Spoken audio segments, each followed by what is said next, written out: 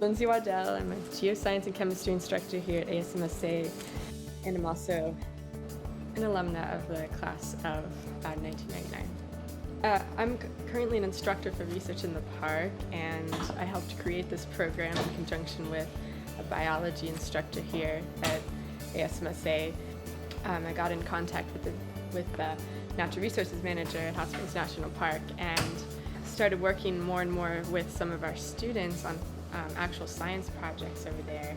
We eventually ended up signing a collaborative agreement to share resources. So that opened up these doors to creating this class. And so the students every year end up digging in even deeper into some of the natural resource management issues in the park. ASMSA students, they have to choose a capstone project here. The reason I chose research in the park for my capstone was definitely for the opportunity to work with the Department of Interior along with doing environmental research, because it's something that really interests me.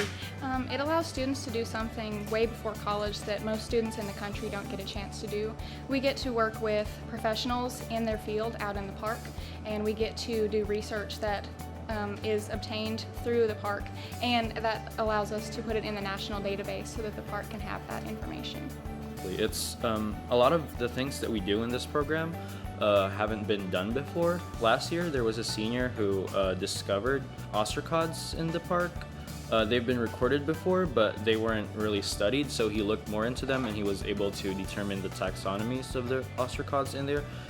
Well, it's a great opportunity to learn more, have fun, and serve your community.